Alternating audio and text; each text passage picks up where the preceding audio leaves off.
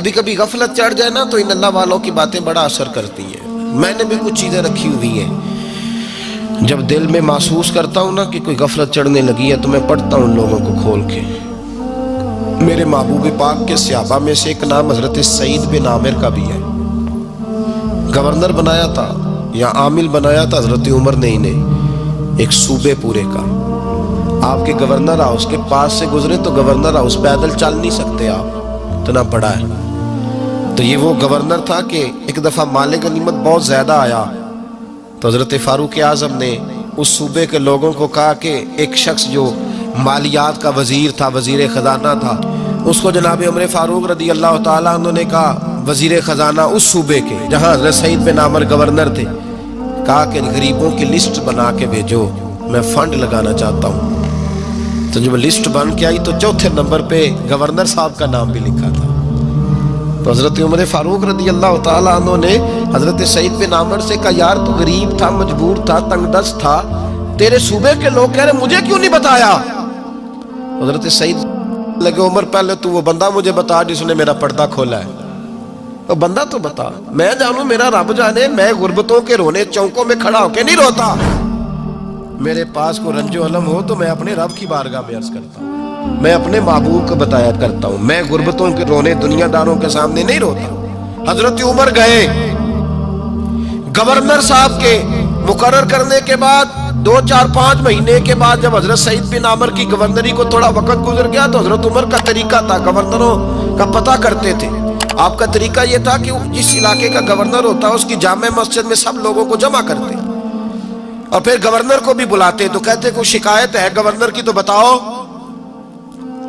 مسجد میں جمع کیا، لوگ اکٹھے ہو گئے. حضرت فاروق اعظم رضی اللہ تعالیٰ عنہ نے فرمایا، گورنر کی کوئی شکایت ہے تو بتاؤ. تو صوبے کے لوگ کہنے لگے 4 شکایتیں ہیں گورنر صاحب کی. سننا ذرا دل کھول کے، 4 شکایات. کون سی؟ کہ پہلی شکایت یہ ہے کہ جب یہ نئے نئے آئے تھے تو فجر کے بعد مسجد میں بیٹھ جاتے تھے، جس کا دل کرتا تھا مل لے. اب یہ فجر پڑھ کے گھر چلے جاتے ہیں اور اشراق چاشت کے وقت 8-9 بجے آتے ہیں. دوسری شکایت یہ ہے کہ یہ پہلے رات کو بھی ملتے تھے، اب صرف دن کو ملتے ہیں، رات کو نہیں ملتے. اور تیسری شکایت یہ ہے کہ ہفتے میں ایک دن ملتے ہی نہیں. چوتھی شکایت یہ ہے کہ کبھی کبھی روتے ہیں تو بے ہوش ہی ہو جاتے ہیں. کتنی دفعہ ملے ہو اپنے ایم این اے کو؟ بولے کتنی دفعہ ملے ہو؟ ووٹ اپنی مرضی سے دینا پر سوال کا جواب تو دو نا. کتنی خادم نہیں کون کا خادم نہیں، کتنی دفعہ ایم پی آپ کا حال پوچھنے آئے جس مسجد کے دروازے پہ بیٹھا ہوتا ہے؟ یہ گونگا بہرا اور اندھی جمہوریت ہے؟ رنگ وہی بہتر ہے جو محمد عربی کے غلاموں نے ہمیں عطا فرمایا ہے صلی اللہ تعالی علیہ، اور یہی چراغ جلے گا تو روشنی ہوگی. حضرت سعید بن عامر گورنر، اور میں اکثر کہتا ہوں اسی دھرتی پر یہ وہ نور والے لوگ تھے جنہیں میرے رسول نے نور عطا فرمایا تھا. یہ ہے تربیت میرے نبی پاک کی. حضرت عمر نے گورنر کی طرف دیکھا، فرمایا بتائیں جناب آپ کی شکایت آئی ہے. پہلی شکایت یہ ہے کہ آپ پہلے فجر کے وقت ملتے تھے، اب اشراق چاشت میں ملتے.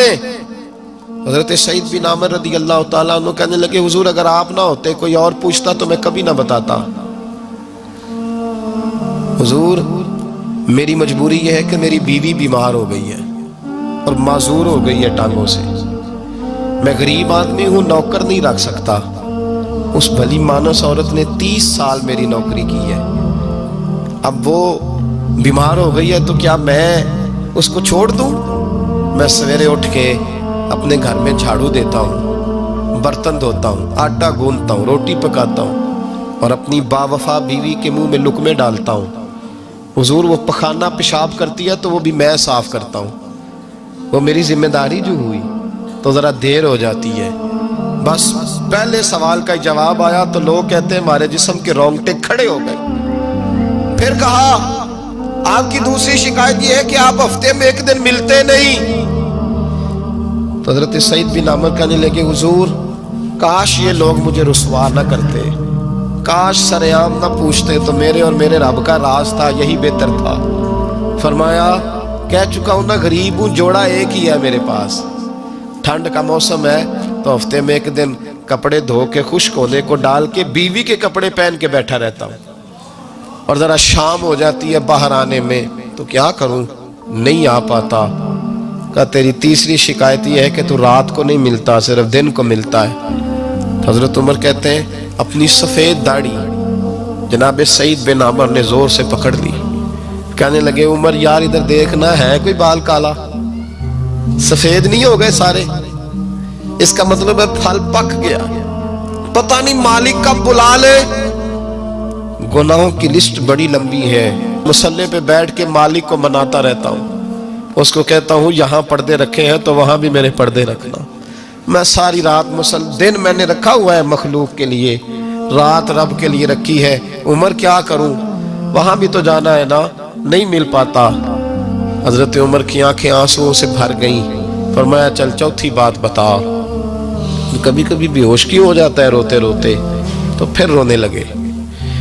कहने लगे हुजूर मैंने 40 साल की उम्र में कलमा पढ़ा है, जब 40 साल के गुनाह याद आते हैं तो फिर मुझसे सब्र नहीं होता, और सोचता हूं अगर एक गुनाह का पता ते सारा है ना सरदार नू कीतियां दा, मन आनम के मन दानम, पता ते सारा है सरदार नू कीतियां दा, और जब 40 साल की खताएं याद आती है तो रो पड़ता हूं और सोचता हूं अगर मालिक ने खड़ा करके पूछा तो जवाब क्या दूंगा। उमर मेरे लिए दुआ कर, रब मेरी 40 साल की खताएं बख्श दे। हजरत उमर रोने लगे। जनाब सईद बिन अमर कहने लगे बड़ी बातें हो गई, मेरे बड़े पर्दे खुल गए, चल अब मेरी सजा का ऐलान कर मैं जाऊं। उमर अब बता, मैंने जवाब दे दिया, अब शिकायत पर सजा का ऐलान करना मैं जाऊं। तो हजरत उमर ने हाथ उठाए कहा अल्लाह मुझे इस तरह के कुछ और गवर्नर भी अता फरमा।